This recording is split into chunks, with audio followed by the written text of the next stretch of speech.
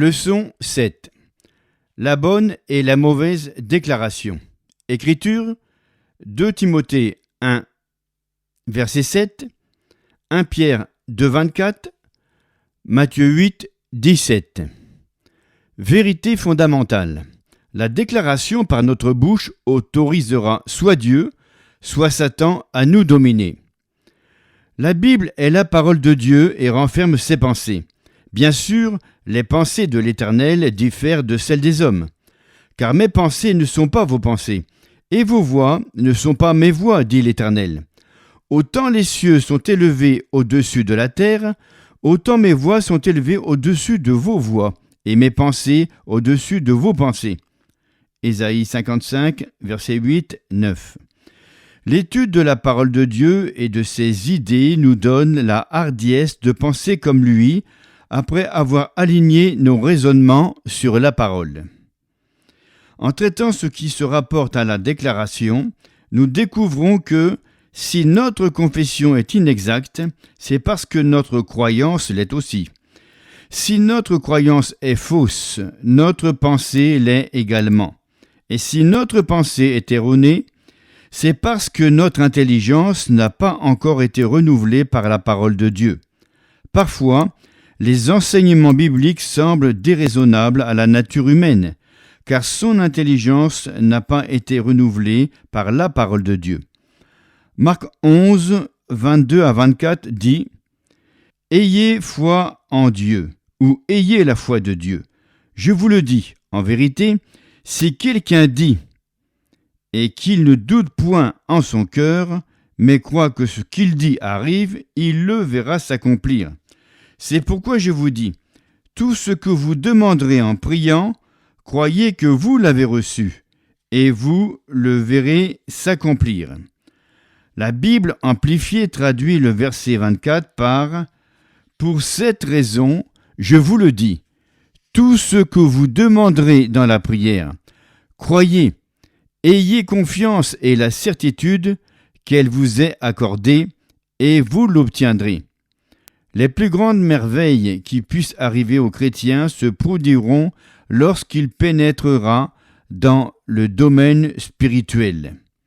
Son intellect et ses sens physiques lutteront à chaque étape pour l'empêcher d'y accéder, car si son intelligence n'a pas été renouvelée par la parole de Dieu, elle s'efforcera de le retenir dans le domaine physique.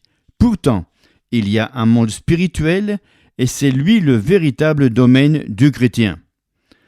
La bonne et la mauvaise confession. En étudiant le sujet de la mauvaise pensée, de la mauvaise croyance ou de la mauvaise confession, posons-nous la question suivante. Qu'est-ce au juste qu'une mauvaise déclaration ? C'est proclamer la défaite, l'échec et la suprématie de Satan.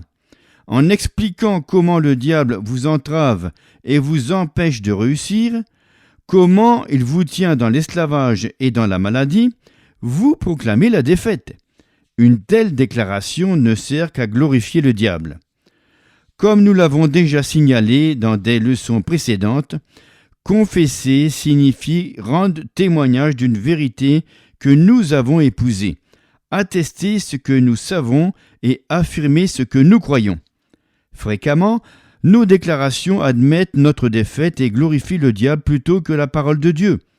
Peu de croyants ressemblent à la bien-aimée sœur âgée qui se leva dans l'église pour dire « Le diable m'a pourchassé toute la semaine, béni soit son saint nom ».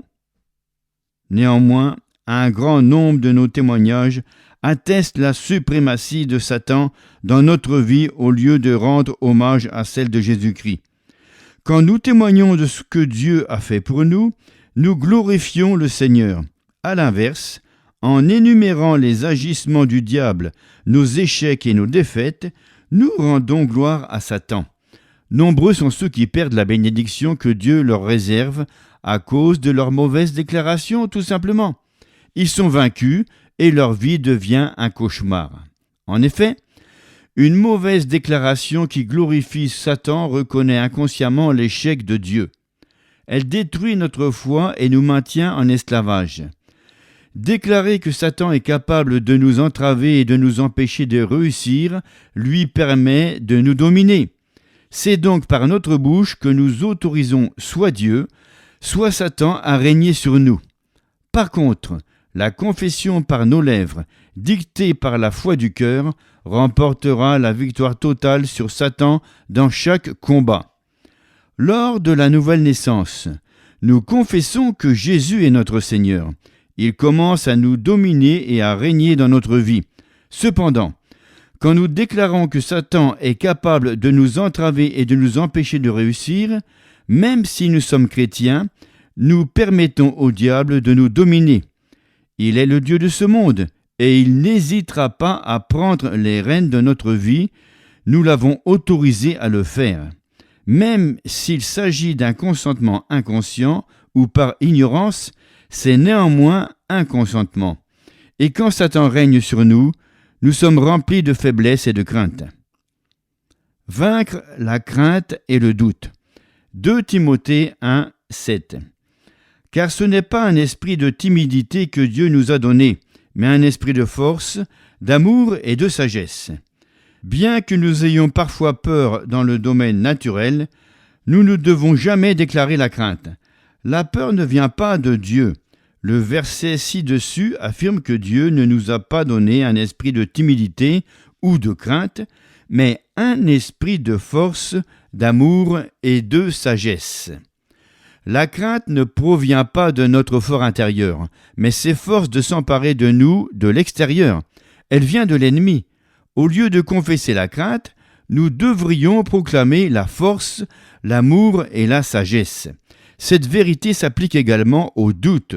Ne faites pas état de vos doutes. Cela ne veut pas dire que vous devez refuser d'admettre le doute que vous ressentez, mais évitez d'en parler.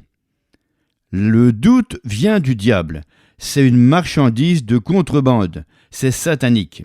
Ce n'est pas l'affaire du chrétien de parler du doute, parce qu'il ne lui appartient pas.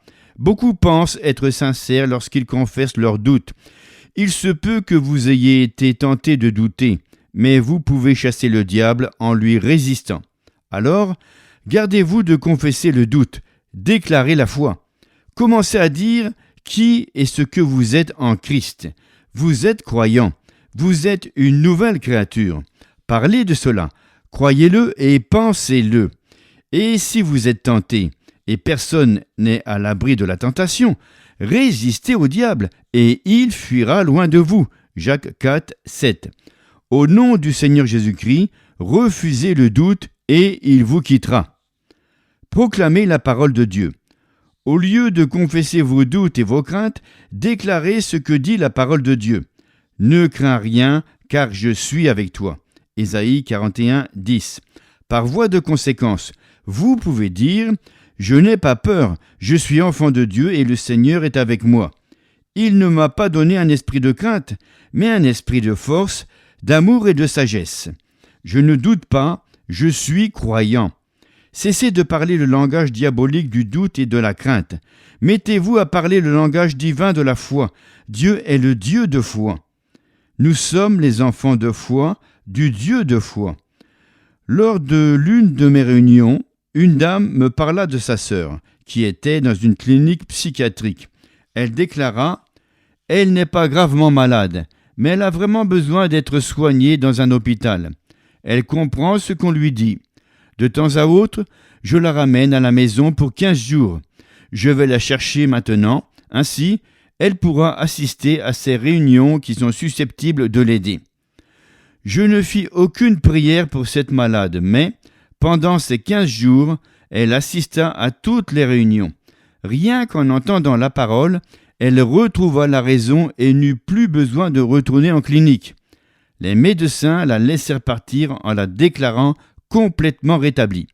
Par le passé, elle avait proclamé la défaite, la crainte et le doute au point que ces choses faisaient partie intégrante de sa personnalité. Mais en écoutant la prédication de la parole, elle comprit où elle avait manqué le but. Elle commença à faire de bonnes déclarations et fut guérie. Voyant le remarquable rétablissement de cette femme, Une autre fidèle eut l'inspiration d'amener sa voisine, qui était sur le point d'être admise dans la clinique psychiatrique de la région. Ni la voisine, ni son mari n'étaient chrétiens, mais lui consentit à la laisser venir aux réunions avec cette fidèle. En moins d'une semaine, la femme fut sauvée, guérie et remplie du Saint-Esprit. Elle n'eut plus besoin d'être hospitalisée. Les gens peuvent tomber malades mentalement aussi bien que physiquement, et Dieu peut guérir les maladies mentales aussi bien facilement que les maladies du corps. Nous devons reconnaître que Dieu ne nous a pas donné un esprit de crainte et apprendre à tenir ferme devant l'ennemi. N'oubliez pas que la déclaration de la crainte permettra à la peur de vous dominer. Vos craintes se renforceront et vous tomberez de plus en plus sous le joug de l'ennemi.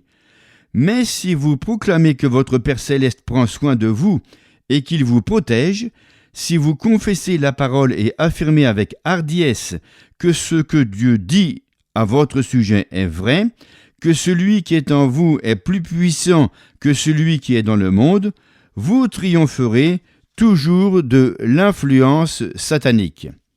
En confessant vos doutes et vos craintes, vos faiblesses et vos maladies, vous proclamez ouvertement que la parole de Dieu n'est pas vraie et que Dieu a échoué à l'exécuter. La parole déclare que vous avez été guéris par ses meurtrissures. 1 Pierre 2, 24. Lui qui a porté lui-même nos péchés en son corps sur le bois, afin que, morts au péché, nous vivions pour la justice, lui, par les meurtrissures duquel vous avez été guéris. Matthieu 8, 17. Afin que s'accomplisse ce qui avait été annoncé par Ésaïe, le prophète. Il a pris nos infirmités et s'est chargé de nos maladies.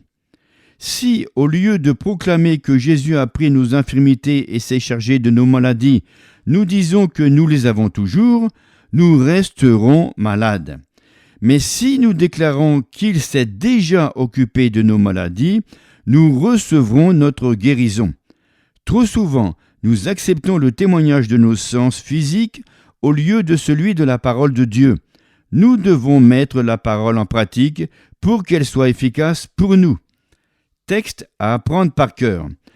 Car ce n'est pas un esprit de timidité que Dieu nous a donné, mais un esprit de force, d'amour et de sagesse. 2 Timothée 1, 7.